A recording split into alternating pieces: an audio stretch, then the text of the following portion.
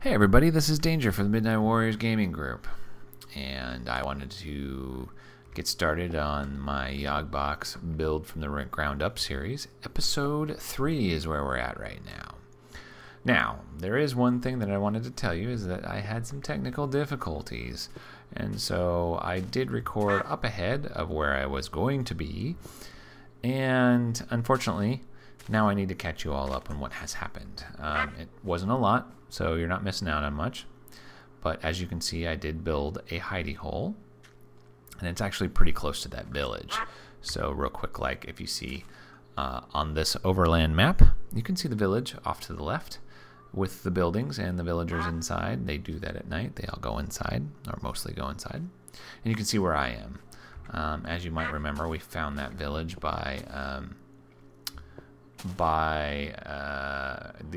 in episode 2 from my ravine. I ended it by running over to the village at the end of the episode.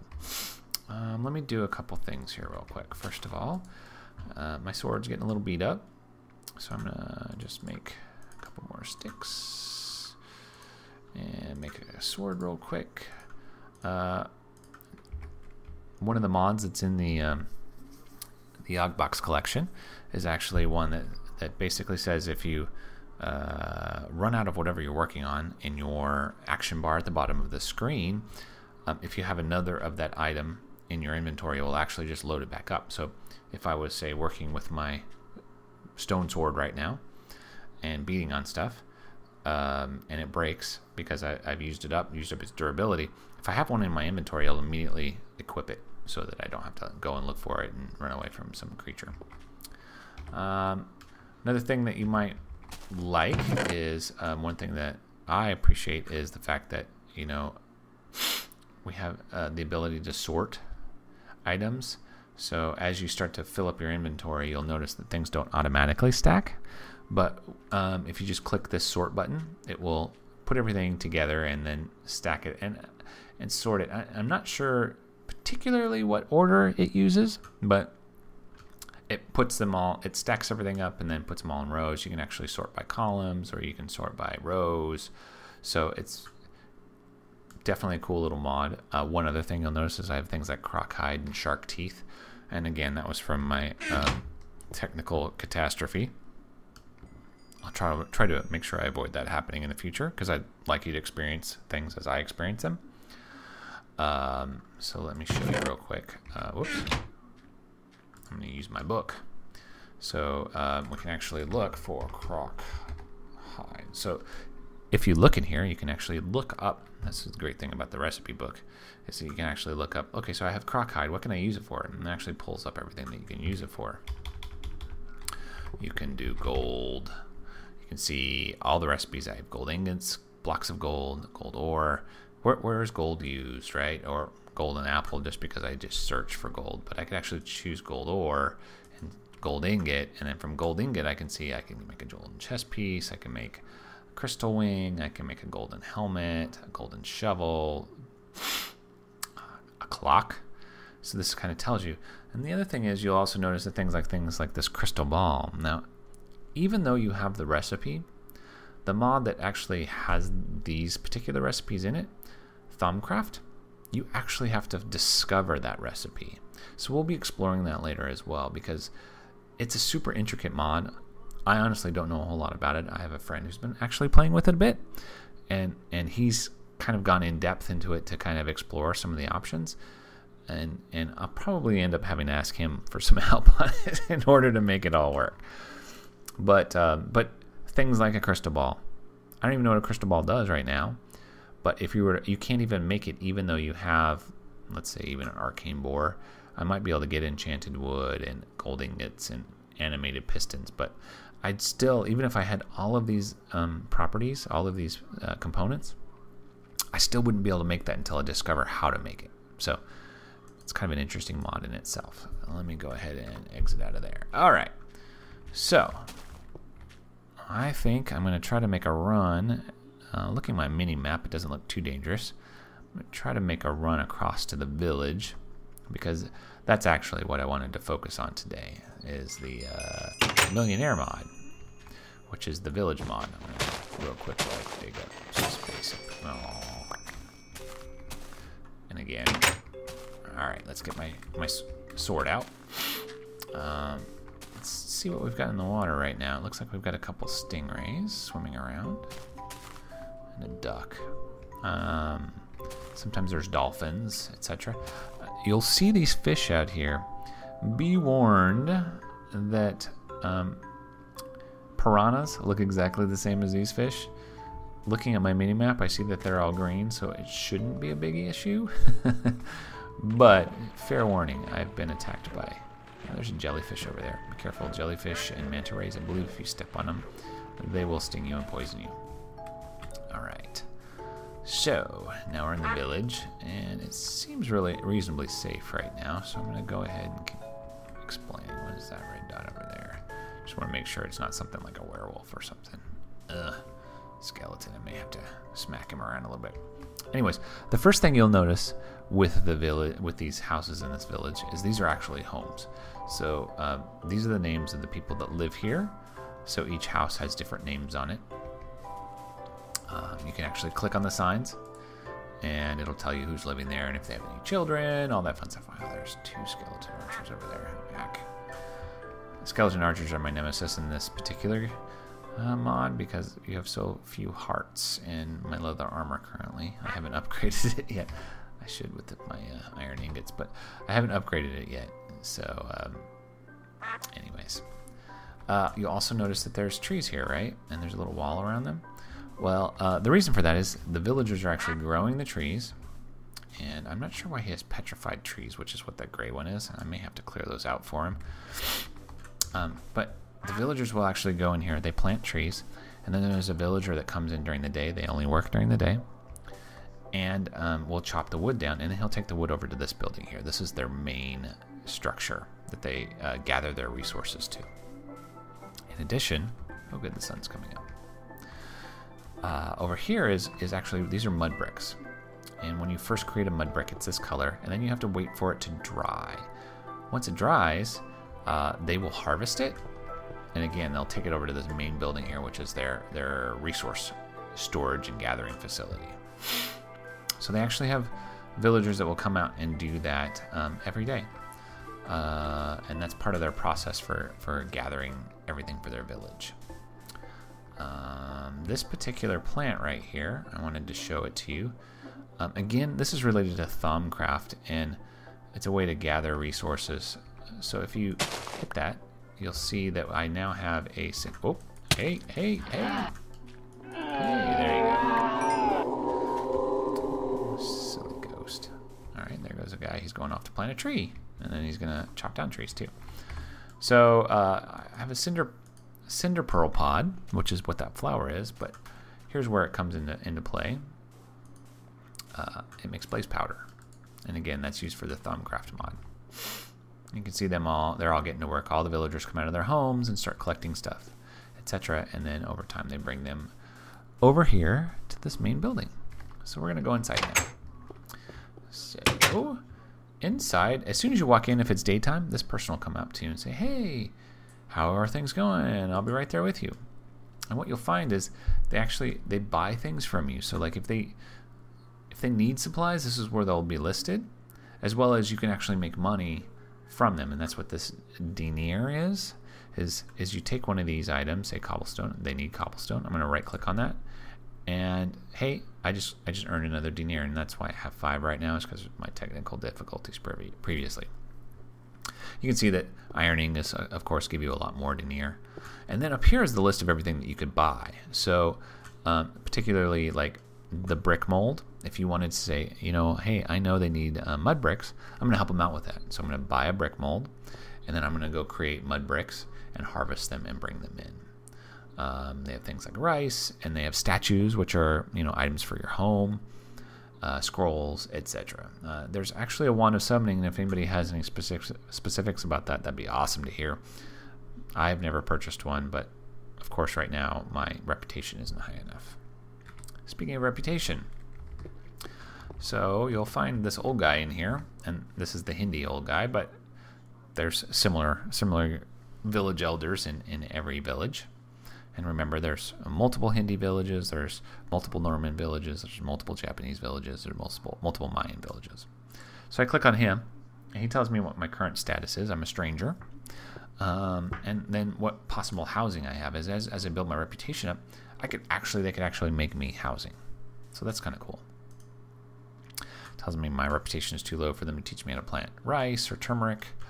And of course, my reputation is not sufficient for me to be recognized as a leader of the Hindi people. But I can work on that. I can gather resources for them, etc. This I'm trying to figure out myself. So I have diplomatic points available. Every day I get 5 points that I can spend. Now, I believe I have to spend them at other villages, and I'm not sure exactly how to do that yet. So I've been reading up on that. And again, if anybody has any suggestions or feedback on how to spend these diplomatic points in another village, that would mean I'd have to find another village and then travel to it and actually spend them. But I can do that daily. It talks about, this helps, it talks about relations between villages and trade between villages and different cultures, etc. And then again, here's where it talks about each day a player gets 5 diplomatic points with which to influence villages' relations. Again, I don't know how that all works, but I'll figure it out, and hopefully we'll all learn. Okay. This main building also has a bunch of large locked chests. They're locked, meaning that the only way to get stuff out is to break them. So if the villagers have stuff in here, you won't be able to just take it out and use it. You would have to break the chest, and I believe there might be a hit to that. I'm not 100% certain. Okay, then we finally get to this wall, and this is where some of the important information is.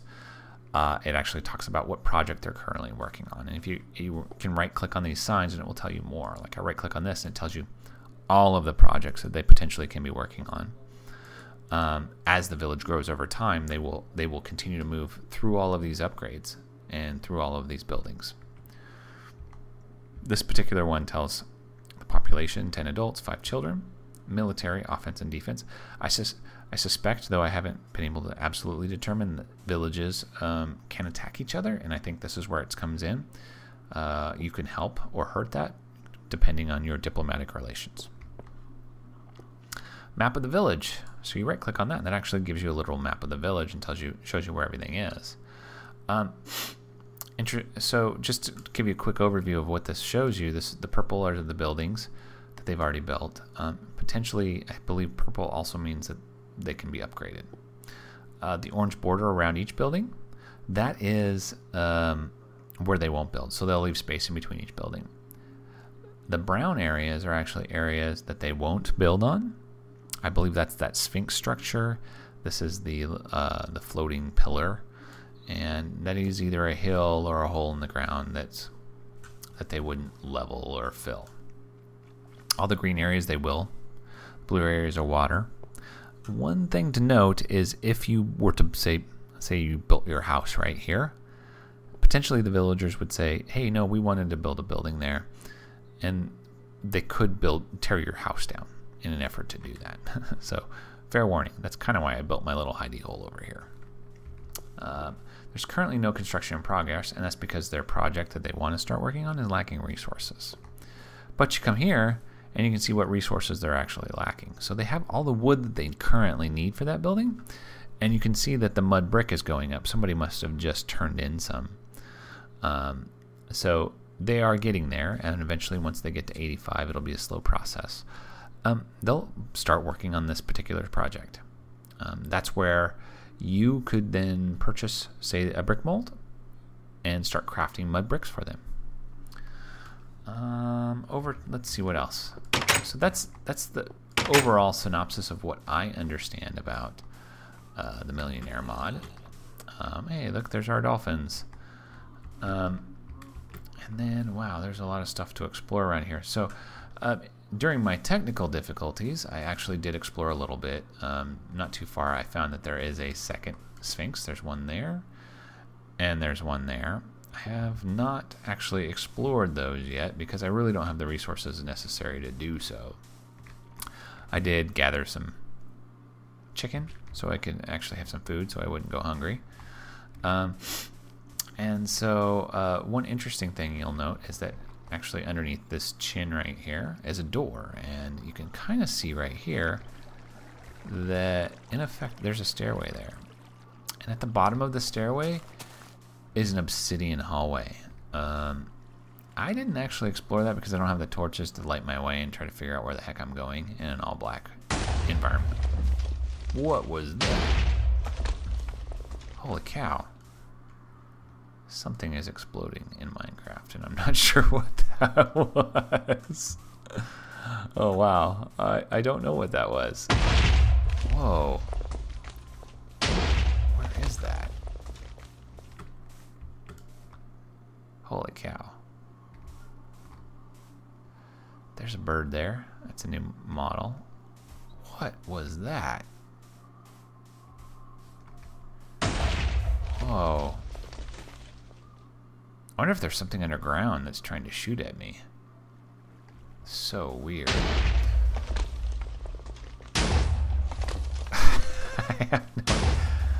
Here's another thing.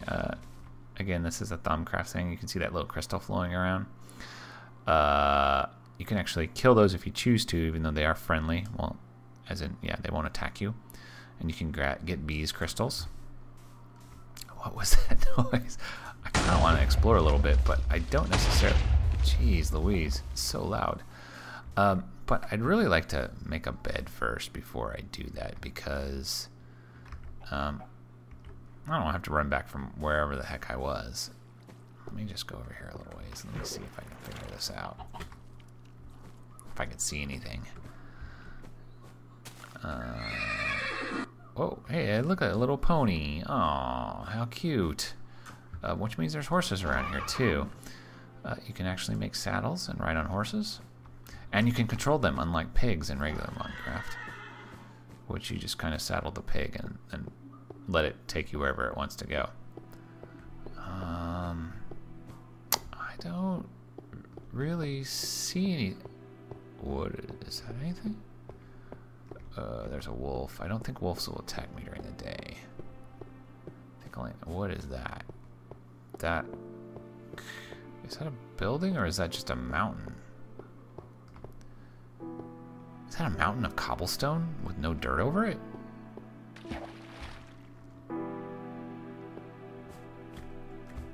Oh, sweet.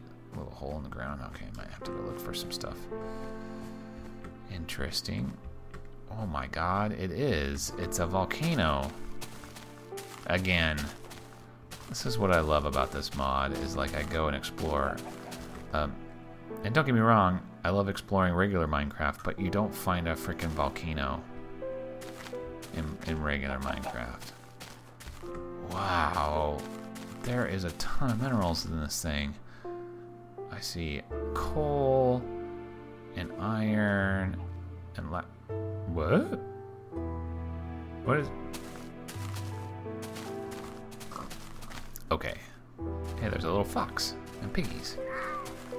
Alright. So there's a little building here. It's kind of a ruin. I don't see anything super dangerous on the map. Let me look at it real quick. Yeah, it looks just to be a ruin. Okay. That's not so bad. Be careful exploring buildings that you find on the map because they might very well be bandit strongholds, and I've learned that lesson painfully. All right, cool. That's where I'll be going to get some iron, so I can make iron armor, which will be extremely helpful to me, as well as iron weapons, which do more damage. Okay, I am going to call this quits for the day, though. I'm going to run back to my little hidey hole and hopefully get there before it gets too dark. Uh-oh. Well, I guess that's